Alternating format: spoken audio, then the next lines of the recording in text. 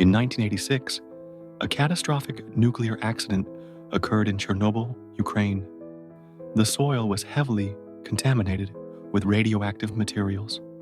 Surprisingly, a type of fungi, Cryptococcus neoformans, began thriving in the radioactive environment. These fungi absorbed radiation, converting it into energy, much like plants use sunlight. This process, known as bioremediation, helped reduce soil toxicity. Could fungi be nature's secret weapon against pollution? Over time, scientists have harnessed these fungi to clean up other polluted sites worldwide.